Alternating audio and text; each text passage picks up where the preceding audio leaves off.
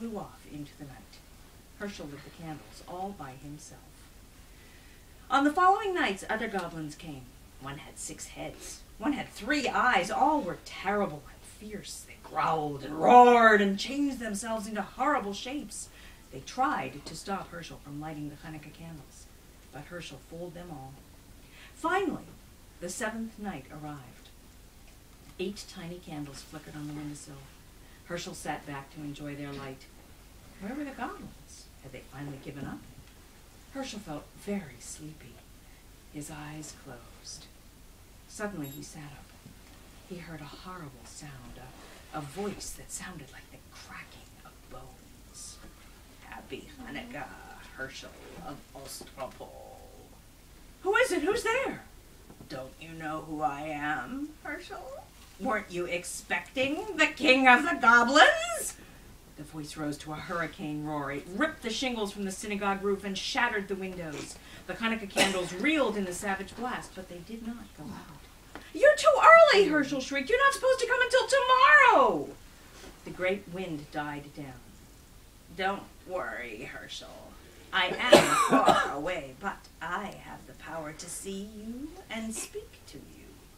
Enjoy this Chanukah evening, my friend. It will be your last. Tomorrow night, I will come for you. You fooled my slaves, the other goblins. Let's see if you can fool me. My pretty. Poor Herschel. What was he to do? The king of the goblins was on his way, and no power on earth could stop him unless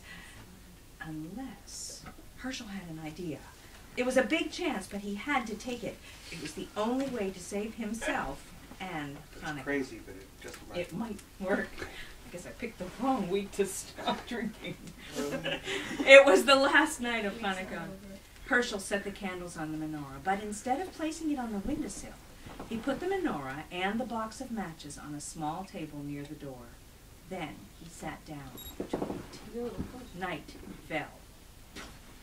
It grew dark as pitch inside the gloomy old synagogue. Outside, the whole world lay cold and silent. Suddenly, a great gust ripped the synagogue door from its hinges. The whole building shook.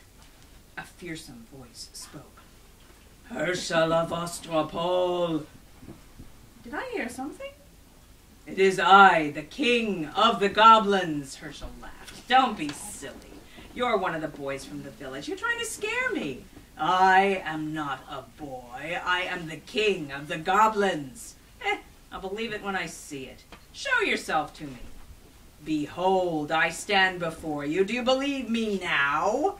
Herschel tried not to look. Even in the darkness, he could see the outline of a monstrous shape filling the doorway, a figure too horrible to describe.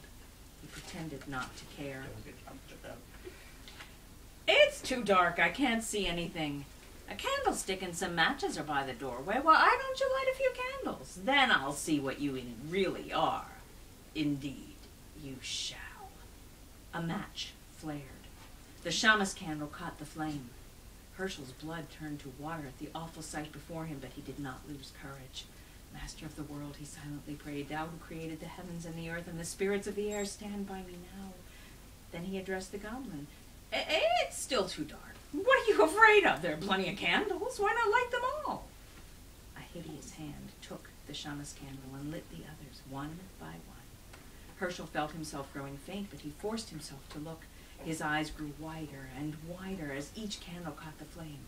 6, 7, 8. The king of the goblins stood before him. Now, Herschel, do you know who I am? I know you're not Queen Esther.